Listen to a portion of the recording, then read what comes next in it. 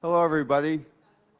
So it's time for our session to start, and although it seems like we have a long time, 80 minutes, it will go quickly. Okay, so so my name is Mike Clegg, and I'm um, a professor and dean emeritus at the Johns Hopkins Bloomberg School of Public Health, and I'm very honored to be the moderator today. I think we're missing one speaker. It looks like. Yeah. No. Okay.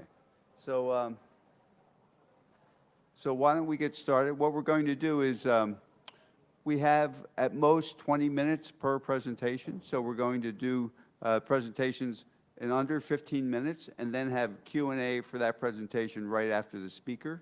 And then at the end of the session, if we have time, we'll be open. We'll have an open discussion. Okay. So is our first speaker here? The first abstract is addressing unmet needs for family planning among young people in Ghana. So I think I haven't seen our speaker, so why don't we, I think we need to move on and perhaps fit that person at the end. I haven't heard that she's not here, but so let's move on to our second presentation, okay, and hopefully do the first one at the end. The second one is digitally enabling. Oh, first let's talk about the importance of this session. I think COVID has taught us, as have previous natural disasters and other things, the importance of having digital health information. Because if with appropriate backup, it's not wiped out by a flood, if people migrate, it's available. And so it's always been important, but now we know it's incredibly important in maintaining continuity of healthcare. So I was really happy to see this on the agenda and to have the presentations that we're going to have today. Okay, so the first one we'll do is digitally enabling end-to-end visibility of family planning commodities in Malawi. Our speaker is Simon Nadira. Simon, please come up to the podium. Simon is the Malawi country representative for Cooper Smith. So,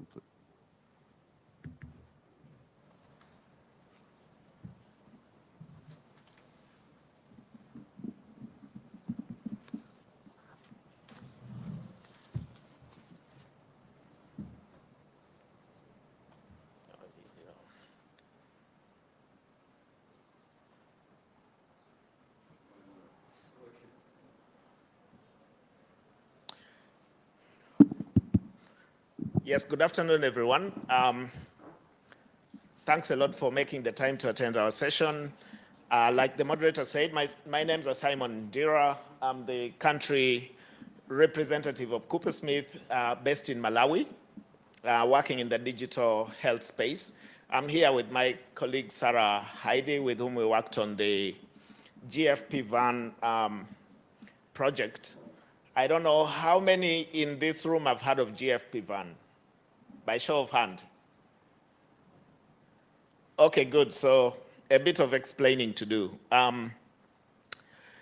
Generally, in the commodity space, we have supply chain tracking, which is the most straightforward. Everyone knows that. But it has challenges. The challenges associated with supply chain tracking is the ability to be able to establish inventory, order status, shipment status. So usually in the health sector, like in many other sectors, we have a lot of challenges with fragmented systems operating in silos. So UNFPA, together with funding and support from USAID, in the context of collaboration, came up with what they call the GFP van. Generally, the van here refers to virtual analytics network. So it brings visibility in the supply chain. And it's global family planning virtual analytics network. So it links suppliers at the global level to manufacturers to supply chain managers in the countries, like, the people running warehouses, up to local systems. But up to now, the van has operated at pretty much a global level. So within the country, people have been able to, for example, know when shipment has left, for example, the US or, a supplier. But as soon as you get into the country, it becomes a black box. So with this particular project, our main interest was really to extend the GFP van beyond only being able to track commodities at a global level, but to drill it down up to facility level and be able to establish inventory, be able to establish orders, as well as shipment. What is the status of my commodities? So that is really the value add. I attended a session this morning in which we had a colleague from Ghana who told us they're doing something similar in Ghana. So far in sub-Saharan Africa, I know of only Malawi and Ghana trying to do this. So it comes with challenges. What are the challenges? Like you can see here, on the one hand, we have so many systems. At a global level, we have, for example, ATMIS that is used by the van. We have at the national level, we have different supply chain systems like, speed warehouse systems like Speed, Navision, Max, the common ones. And then as you go lower, the logistics management systems in country. But most of these systems are operating in silos. And then on the other hand, you have all these actors. So, and all these actors need to have real-time, right-time, end-to-end information. That's really what we would like to achieve. And for that to happen, it basically means these systems need to speak the same language. So that was really our mission, to set the roadmap for these systems to be able to generate right-time information. But for this to happen, we also could not operate in silos. We had to answer some critical questions, like who will govern country-specific products if added? What would the GFP van look like? What level of effort would it take for governance? We wanted to ensure that the system is owned by the Ministry of Health. I have my colleague here, Rose, is the logistics officer of the Reproductive Health Department, Ministry of Health. So these are now the owners of the GFP van initiative in Malawi. So it took a lot of discussion with stakeholders to try and figure out exactly what we want to get out of this and how it would look like. So as a result, we managed to model something that would work, but above all, something that is sustainable and it's scalable or replicable for that matter. And this is what we came up with. So you can see up there, we have the van. I don't know, does this pointer work?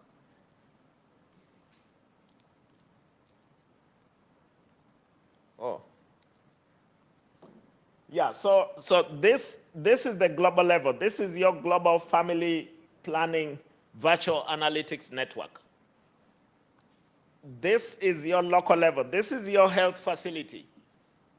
And in the middle here, you have this engine, the Health Information Exchange. For some of you who know the digital space, is built on Open Health Information Exchange. All these systems, this and this, is maintained by the Digital Health Division of the Ministry of Health. So we had to get the local inventory system to feed inventory or stock information up to the van. in order for us to be able to interpret stock levels from the van dashboard. So in effect, what we really did was to introduce interoperability in a sustainable manner, involving the reproductive health department, involving the digital health division of Ministry of Health, and involving the health, the supply chain, health technical support services, pharmaceuticals, and all the different key stakeholders that I showed to you.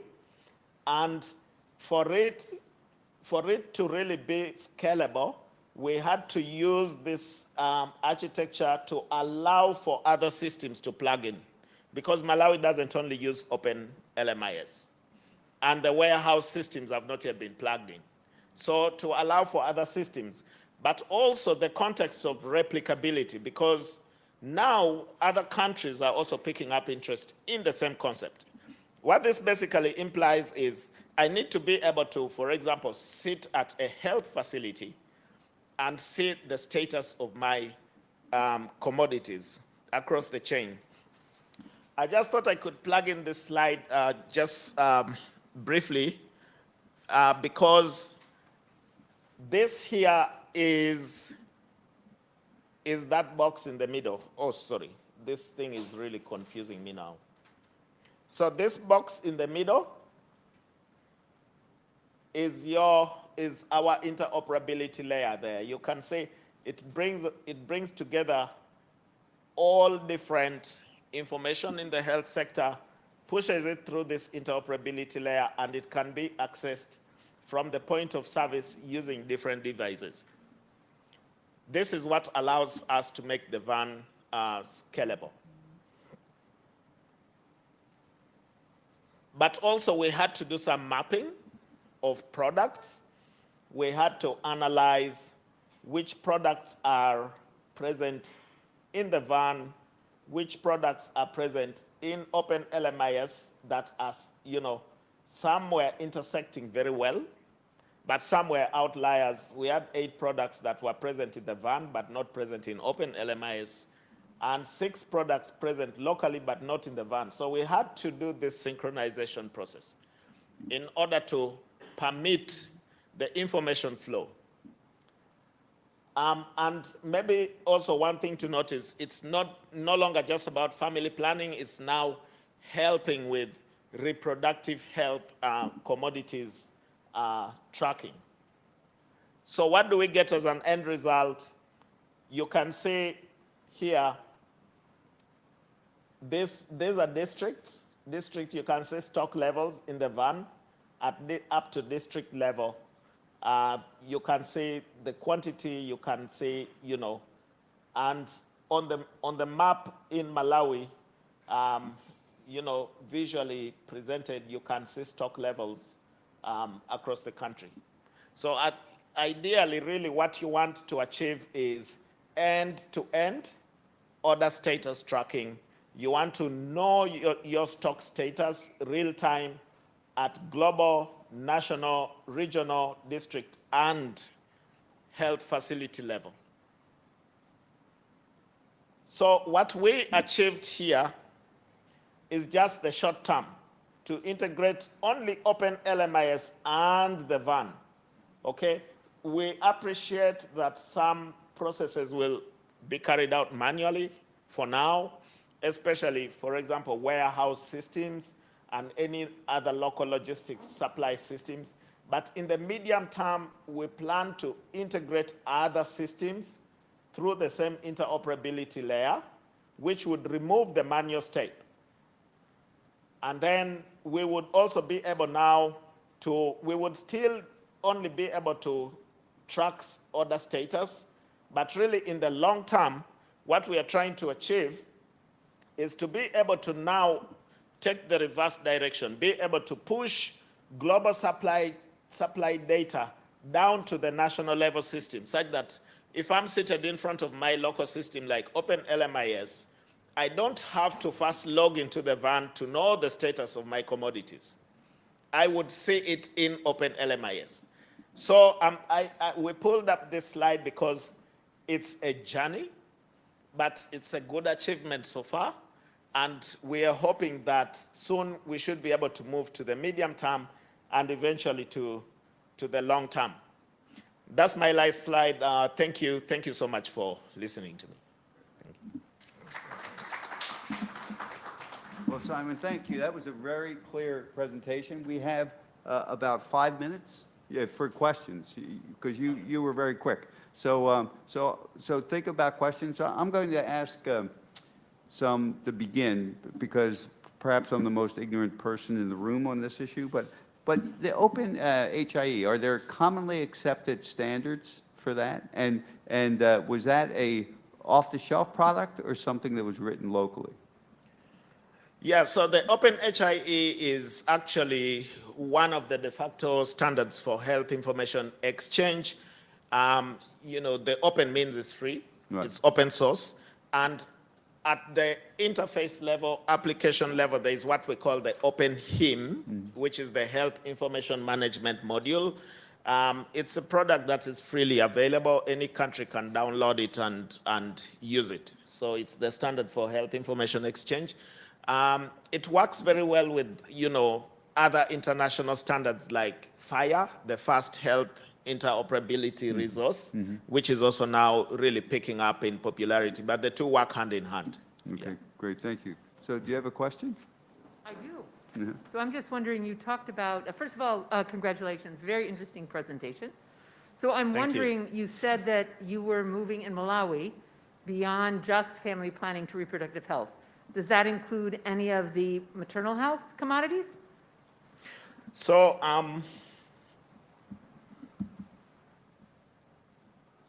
this is what we have. This is not the whole list, but you can say, like, for example, we have oxytocin as an example. So we mapped 40 commodities, working hand in hand with the reproductive health department. Maybe Rose, you probably have very good insights into the RHD commodities. Would you like to just say something to the group? You can come over. Let's share the session. I was going to say, the one I'm seeing missing is mag sulfate, but otherwise you're doing pretty well. So we had more than 40, because we started off with 40 that were both on the VAN and Open LMIS. And then we also marked these 8 to come in and these 6 to come in. So really we have about 50. Yeah, you want to say something? Thank you very much. Good morning. Good afternoon. Yes, in Malawi, we have over 50 products. But because we started with different programs, and because we started with the RH products, in the RH products alone, we have also about 20-something or 40 products. So we said, first of all, let's take all the family planning products. Then it was incorporated in the GFP van. Then the second phase was to say, okay, let's take other RH products like the oxytocin and the like. So it's like we are moving in phases. But all in all, where we are moving to, we want to capture everything so that we should track all the products. Thank you. Excellent to hear. Thank you. Thank you. And maybe just briefly for information, questions have been asked. Is the Global Family Planning GFP van, are there plans to extend it beyond family planning or reproductive health? This is something that USAID is debating upon, but from what I heard in a discussion this morning, the challenge is USAID has worked with UNFPA for a very long time, so since 2012. So there is a maturity cycle there, which is not yet present with other critical programs like HIV and malaria, but those reflections are already in place. Great, thank you. So, and in terms of harmonization of these other data sets, the struggle here has been that local data stored in different ways. Is there a movement to do that in country? So this that we have here, this is the movement. The journey of, like you say, if you look at these components of what we call our open health information exchange architecture, we have pieces that are completed, like pieces like HMIS, the typical ones, health management system, we have terminology services. the master health facility list. But then we have some pieces that are in progress, like the client registry, facility registry, health worker registry, and some pieces which are really the most complex of them is the shareable health record. So Malawi has made very, very good advancement in the digital health space with the support of many actors, including us as Cooper Smith. This journey began way back in 2014, and we are still working it. But the most difficult one is the shareable health record. Okay, great, thank you. So you want You to wanna- make a comment? Or- Yeah, Yes, please. real quick. I see you brought your entire posse with you today. Yes, which I is really brought the good. whole party with Yeah. me. Thank you. Yeah, our talk on Malawi's as perspective as regarding to GFP van. Yes, we started in 2019, but I can assure you and I can proudly say that we are now at an advanced stage because we are able, as of now, we are able to track all the products right away from the supplier, manufacturer, supplier, to the distributors up to the last mile. So what we're doing now is when we want to do our quantification, we don't have any hassles to get the information. We just log in the GFP van and get all that information which we use for quantification. And it's easier as it's handy. You don't need to carry it. It's just logging in the system. So what we are moving forward is to, as he has already said, that you want, there are other systems. We would like also to incorporate all the systems into the GFP van so that we should be able to monitor all the systems at one go. Thank you. Thank you, okay, good. Thank you again for that presentation. Thank you very much. So our next presentation is entitled Rwanda Digital Health and Traceability Implementation. The original presenter was not able to be here, so we're very grateful to Peter Ishimwe, who's going to present. He is Community Security Advisor for USAID GHSC-PSM Rwanda. Thank you for being with us, Peter.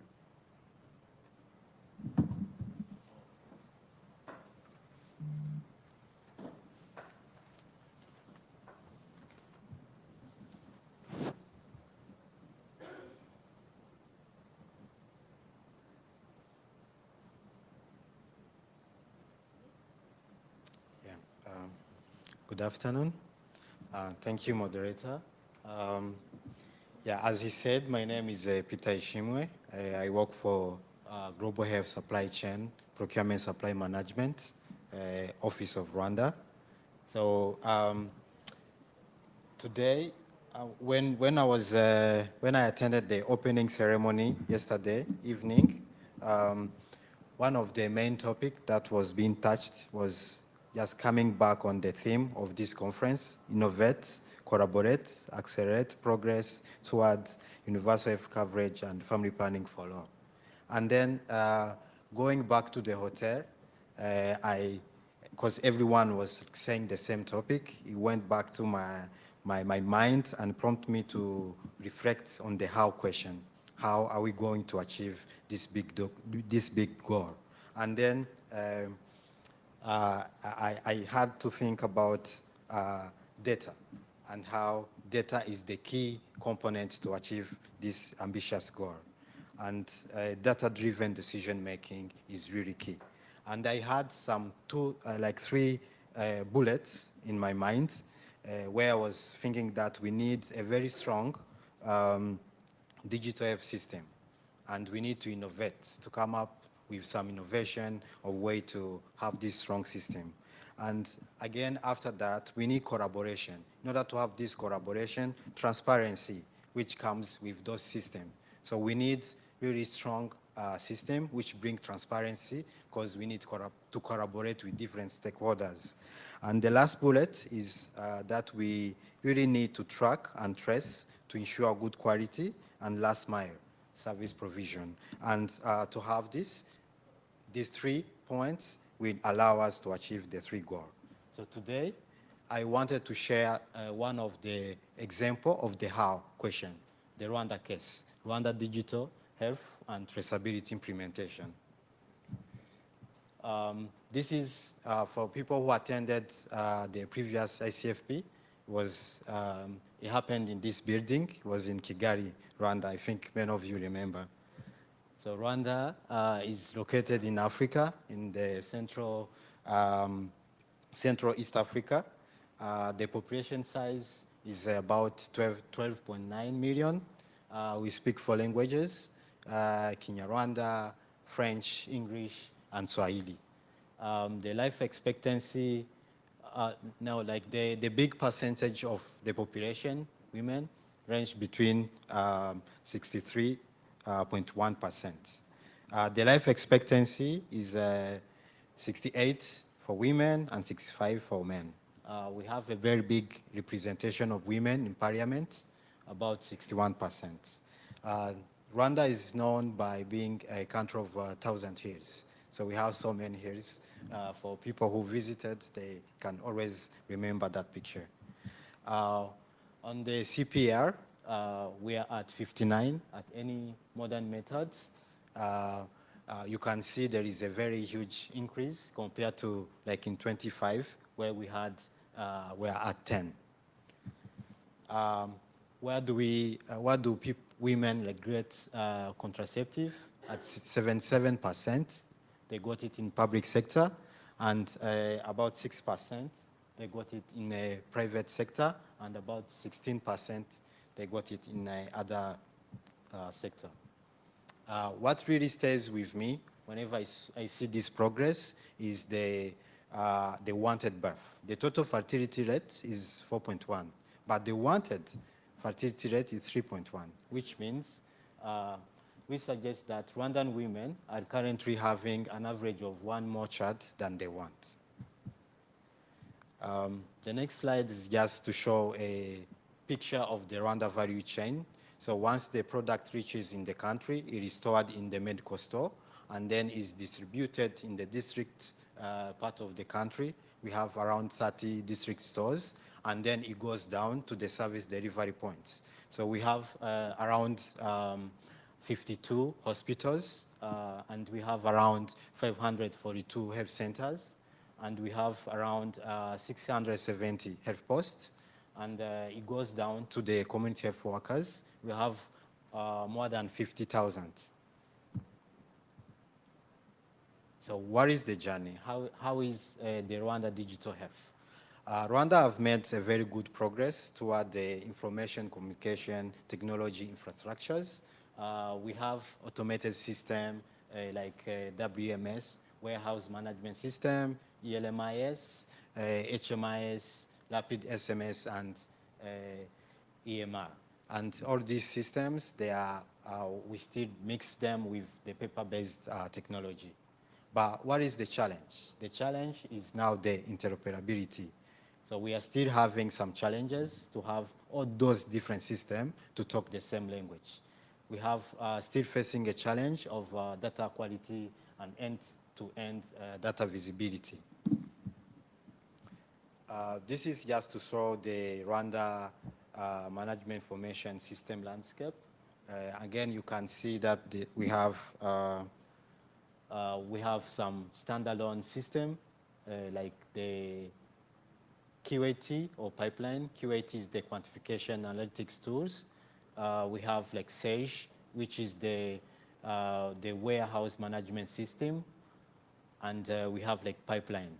So different systems are being used. Like QAT is being used in quantification and supply planning, forecasting and supply planning. Pipeline was the one being used, but it got replaced by QAT. For Sage, the WMS is the system that is being used at the central level to capture all different transactions that are happening at the central level. And when it goes to the district levels, now it starts using the ELMIS. ELMIS in stock management or transaction that is happening from the district level going down to the service delivery points. And for the web-based system, like the rapid SMS, this is being used by the community health workers. Like for any issue that might happen, they just use this rapid SMS, then at the central level, they'll be able to see and to address an issue that can raise in the system. So what is the journey today? In collaboration with the Ministry of Health, GHSC PSM have conducted an holistic supply chain information system maturity assessment in 2019. And one of the big challenge as a gap which was identified was to have a master data management. And to address that, in collaboration again with the Ministry of Health, there was a planning and development and implementation of the national product catalog, and which goes again with its mobile application. And another challenge was really to have monitoring of different family planning shipments, which are being procured by different partners. And one way of addressing this issue was now to onboard the use of GFP van, like my friend just presented. The next slide is just to show screenshots of how Rwanda is doing when it comes to the verification and traceability. So when a product arrives in the country, so the manufacturers, they will need to provide the product identification, which is going to be entered in the national product catalog. And then this information is going to be visible once you use the mobile app. When you scan on the barcode, you can be able to see the GTIN or the information about the product. And this is being used, it can be used at the entry points by the Rwanda FDA when they are verifying about the authentication of the product, or it can even be used at the patient level. When they receive a product, they will be able to scan using the mobile app and then like try and understand the originality or authentication of this product. Yeah, I think I'm not going to really talk more about the GFP van, my friend just did. So we have the GFP van. The only thing that I'm going to add is that actually GFP van have 3 membership. There is a basic membership, there is a premium membership, and there is a premium plus membership. So Rwanda, starting 2021, we've been enrolled the GFP van, using the GFP van, but at having the basic membership. So what actually we do, we are able to provide data, the inventory data and consumption data, and which is like being visible in the GFP van, and we can be able to see the different shipment status or different like forecast quantities, and this is going to be visible at even country level or at global level for data visibility. On the achievements, I would give the achievement in 3 categories on data.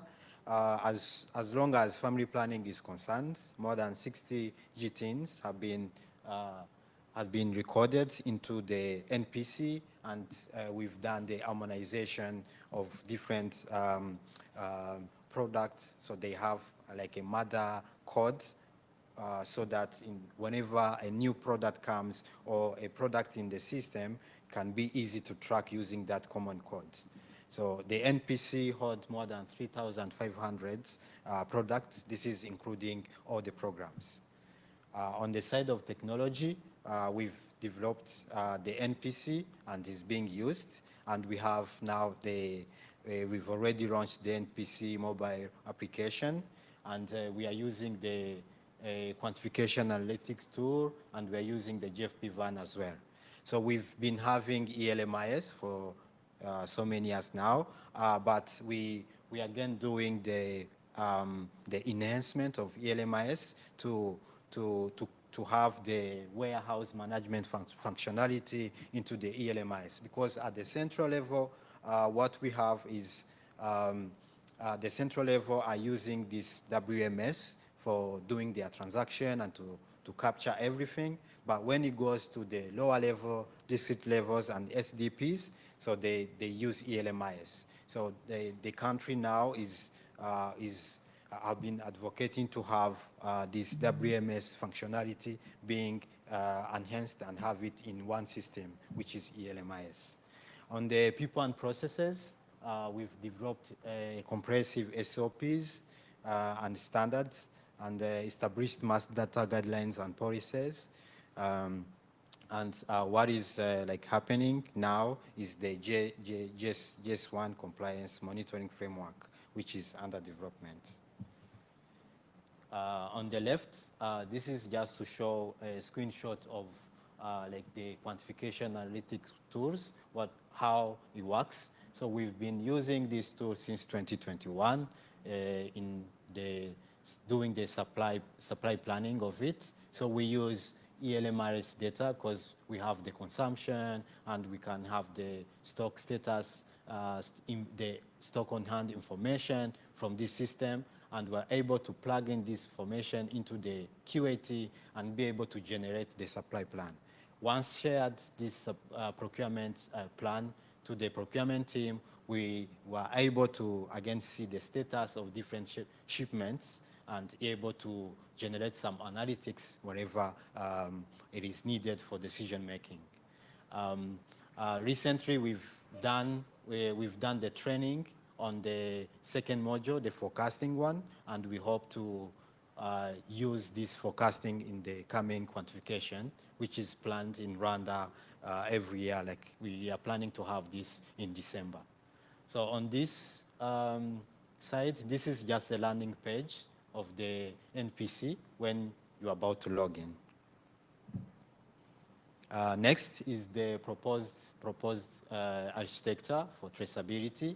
As you can see, we have on the external part, like suppliers information coming from suppliers or private sector or donors. So this information on the product, they're going to be captured in the NPC.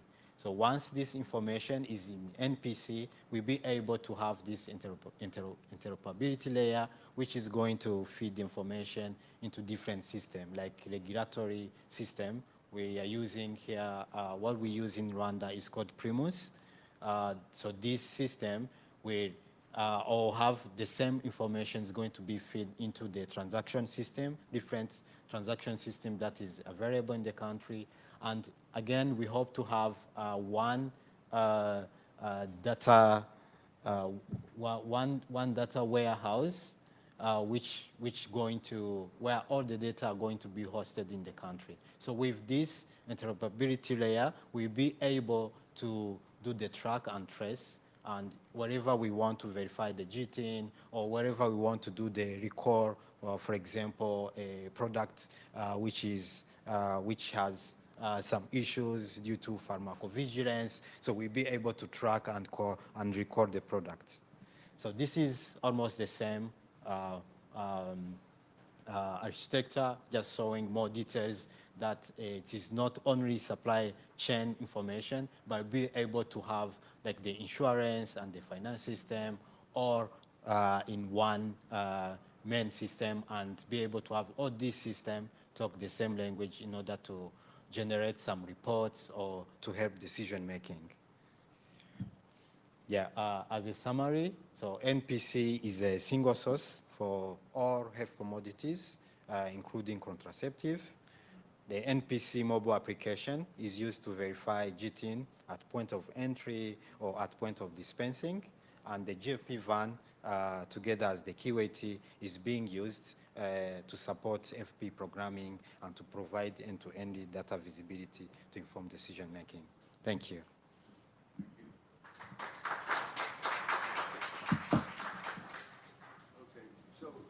You're just about at time, but let me see, has our first presenter showed up? No, so we have some time. So Yeah, that's good. questions, I'll ask the first question, right? That's my job. Yeah. So you used the future tense a lot when you were describing things, that, you know, you hope to do this, will do this, but then at the end it sounded like you've completed, that you build out the architecture and you have a system. I'm not quite sure where you are, where the country is in terms of the capabilities. Yeah, thank you.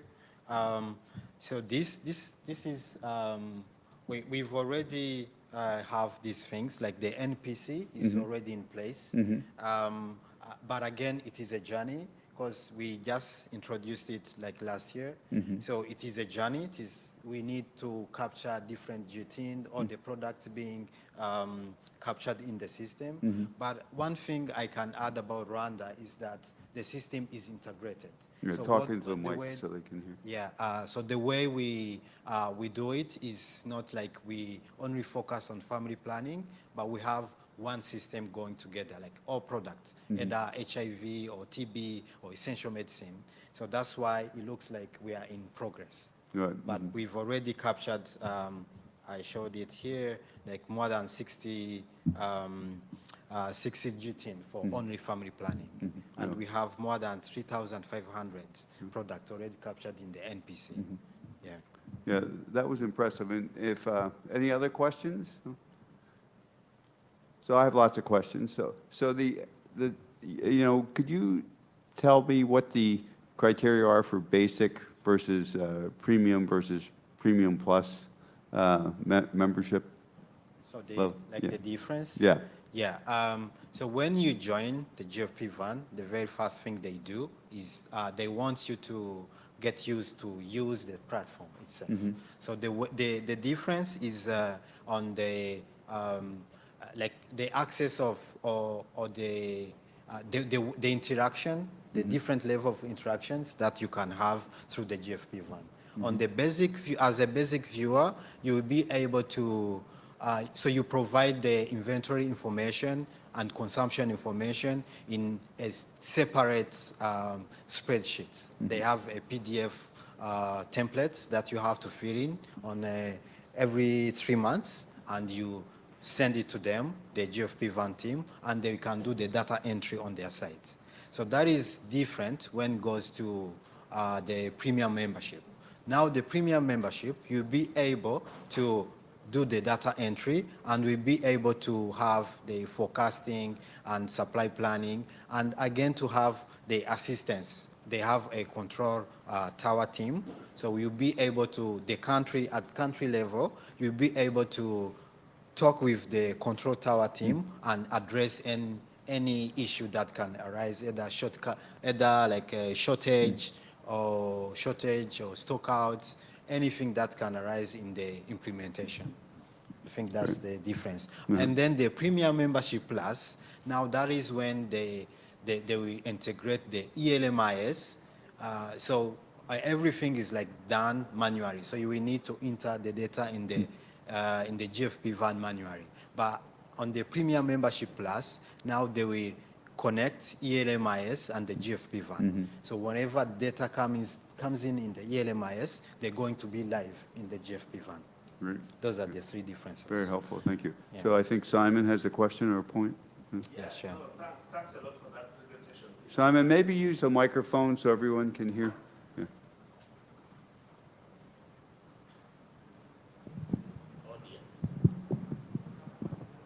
Tighten. Yeah.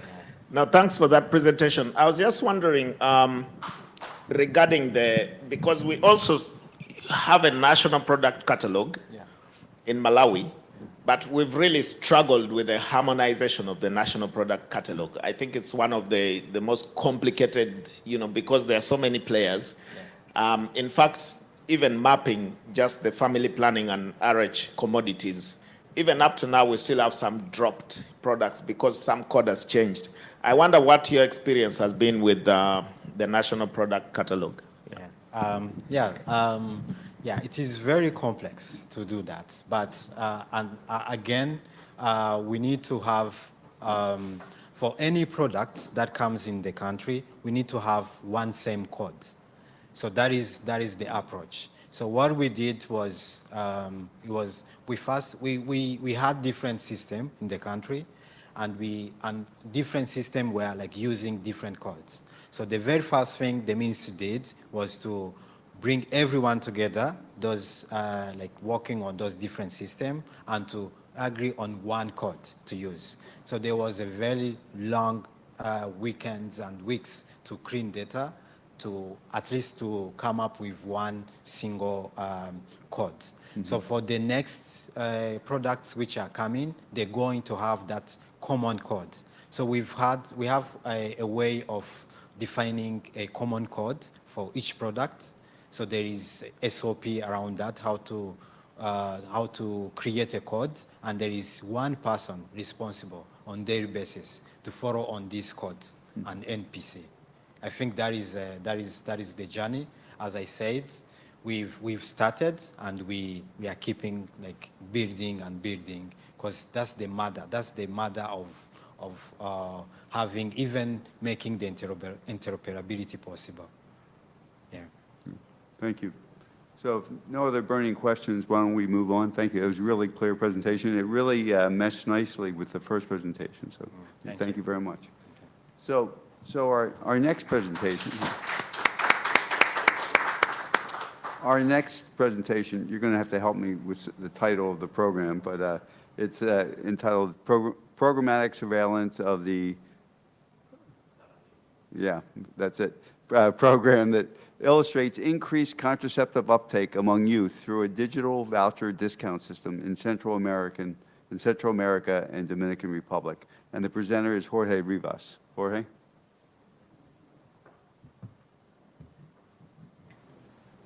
Thank you.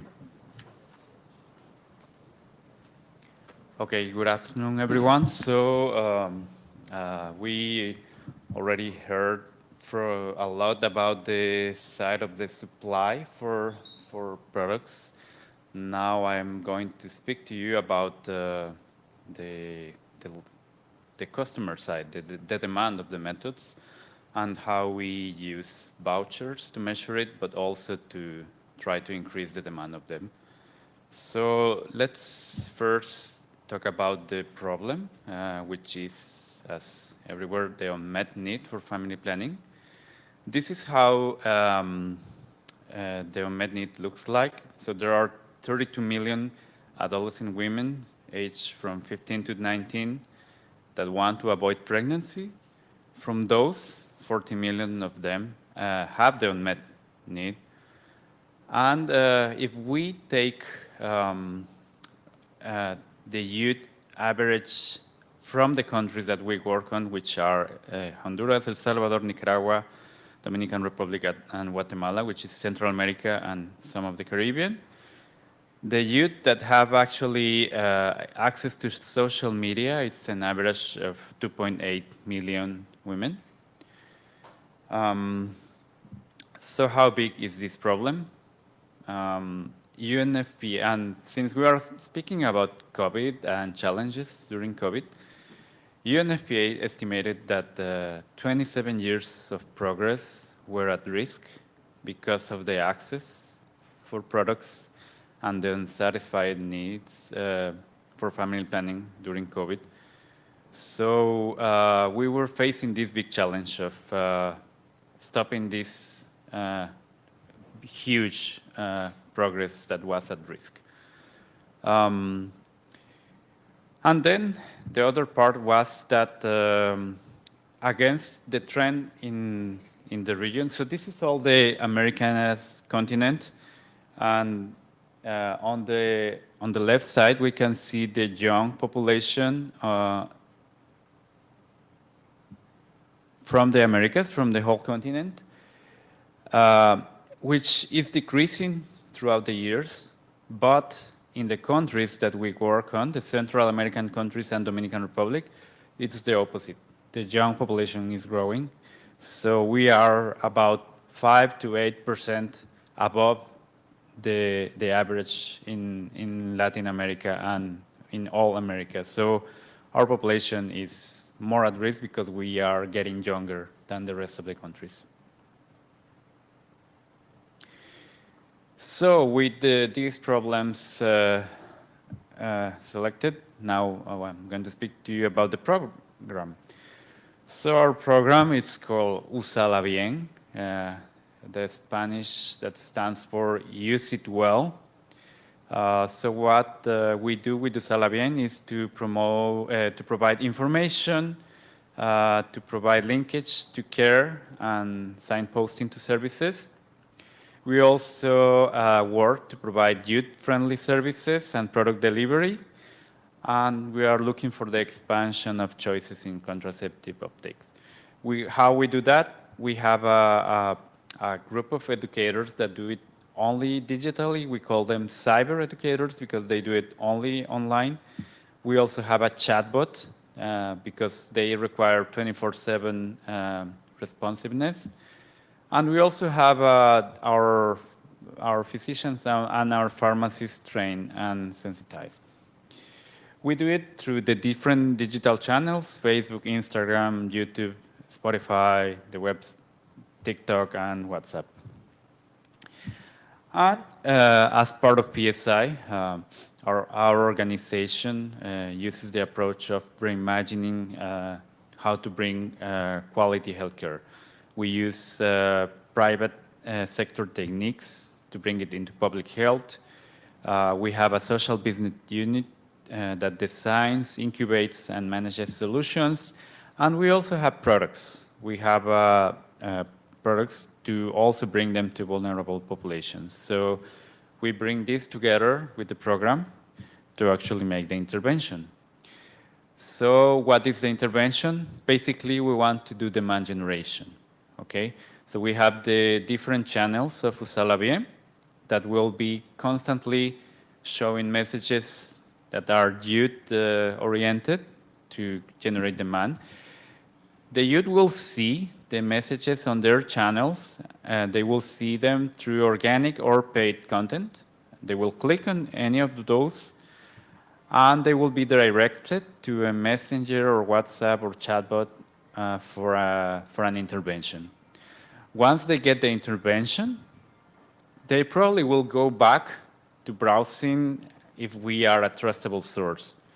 They will look for our name. They will look for Usala Bien if that's existent source. If we are, you know, the first thing that we do when we get into someone new, we go to see how many followers they have, etc. So we need to trust them.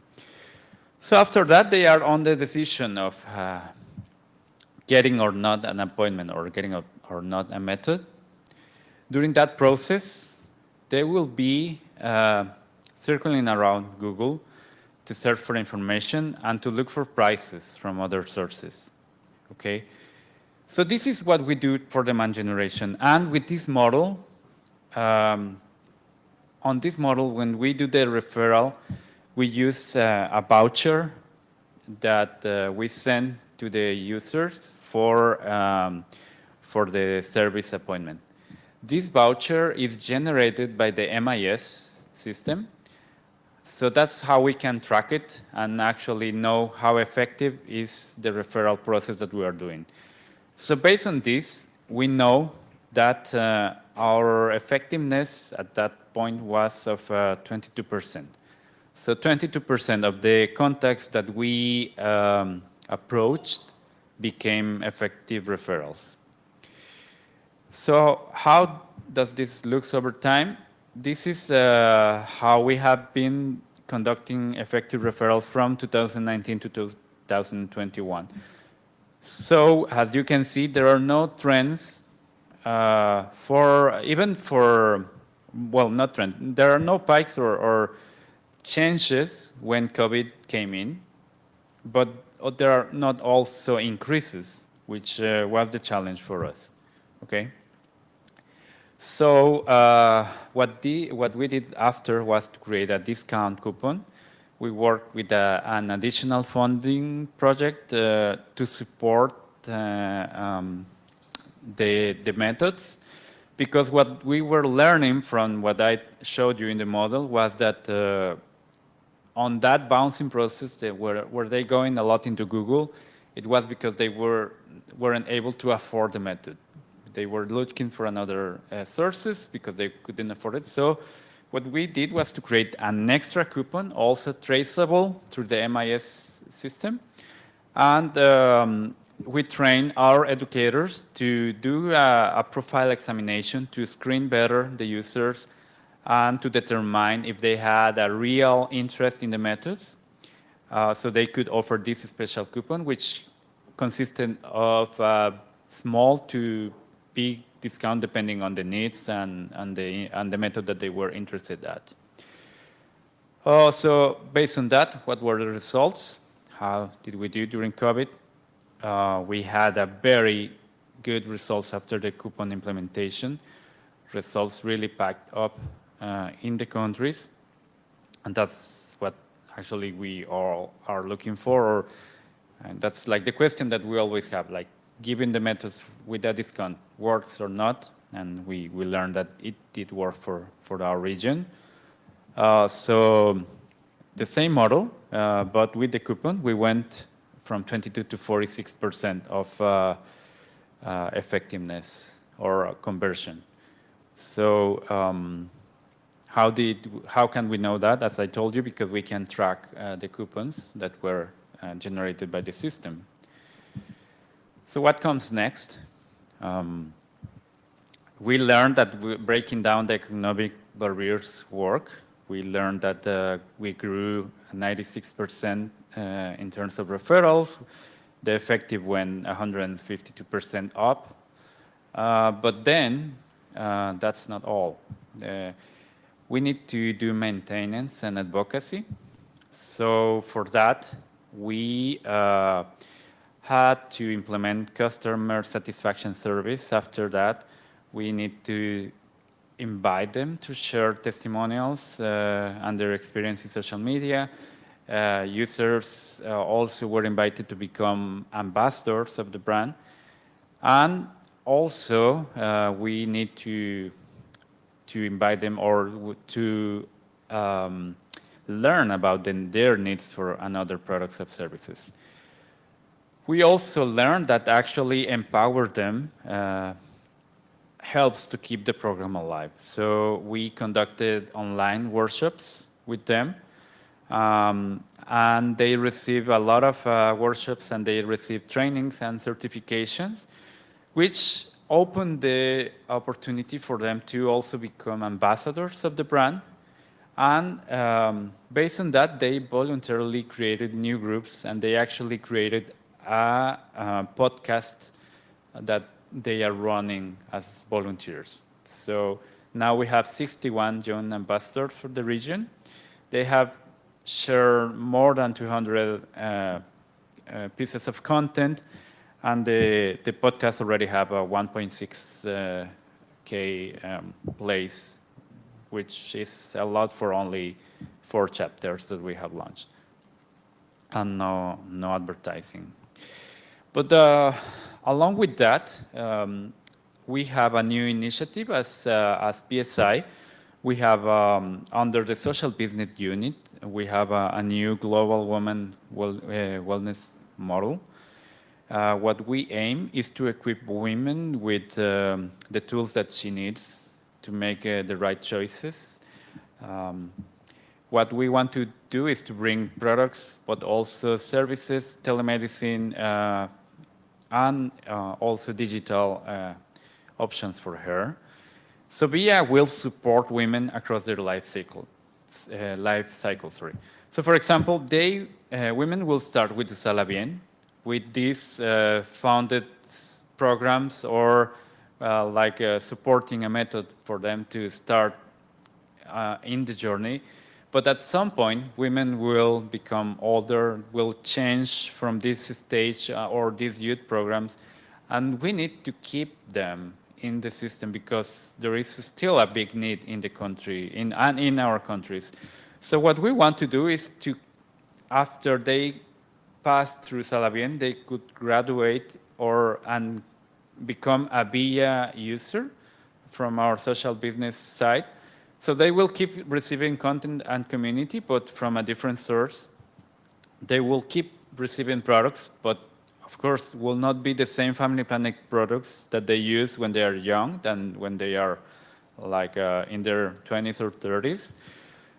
They will receive telemedicine also when they are in the Usala Bien program, but what they will receive different telemedicine services when they are at different life stages. The economic support, as I told you before, will be different or none, because then BIA is business oriented, so we will try to find different motivators for them. They will receive emotional support.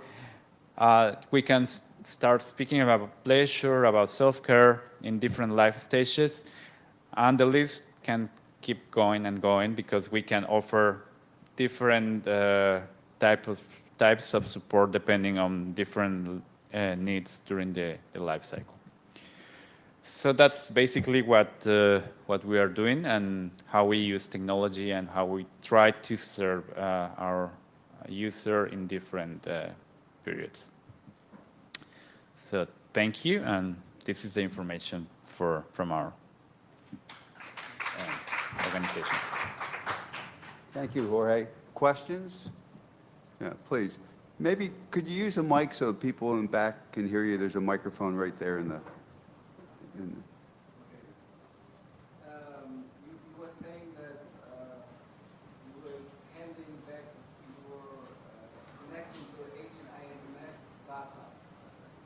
And this I didn't understand. First, in the beginning where I worked, we have the HIS2. And how is this interaction going on?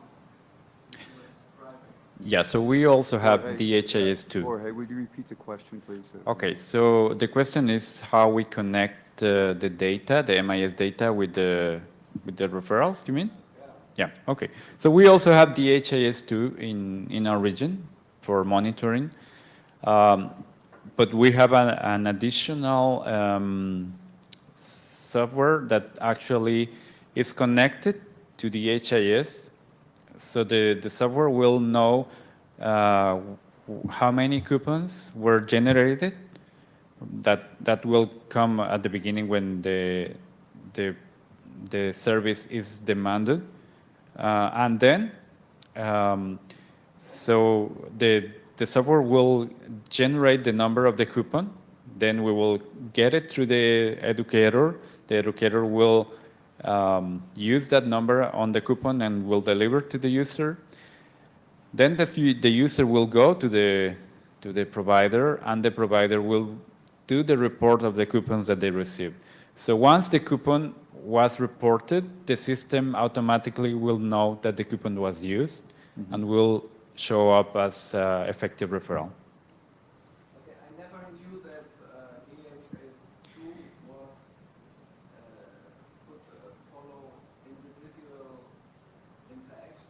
I thought it was. It's a plugin that PSI built for tracing the information. So the DHIS just only have the information, like we do monthly reports of information, but this coupon plugin tries to actually upload the information instantly. You're welcome. Thank you. So the numbers that you show, the monthly referrals, they're absolute numbers, like... Yes, absolute numbers. Yeah, and in terms of the potential for the program, in terms of growth, what do you think the potential would be? The numbers seem kind of small per month. Yes, I think it's based on the nature of this program, which is only for the main cities of each country. Actually, the potential, I mean, this is one city of, for example, in Guatemala, one city of 22. In each country, it's kind of the same. So I think it's also part of the evolution that we can do with BIA. I mean, the startup is Usala Bien, but we can expand using something that is already built to bring. We can expand geographically. We can expand in age ranges. So I think it's still a lot that we can cover. And it requires a smartphone, right? Yes. And does the coverage by smartphone vary among the countries that you study? It's yes. The country that we use, they have there is an average coverage from 45 to 60%, depending on the country. Great, thank you. Thank you. So, I just say, I'm on the board of the Packard Foundation, and we funded work like this in Ethiopia and other countries, especially using youth educators, peer educators, and it can really be very effective and snowball in terms of demand. So it's great to see this. So we have some time left if we want to use it. If there are any questions for any of our three presenters or any issues people would like to bring up, we can do it. No? Okay. Well, I think I want to thank you all. They were great presentations, and I learned a lot, and it's exciting to see the work that's going on. So please help me in thanking our presenters. And enjoy the rest of the conference. Thank you.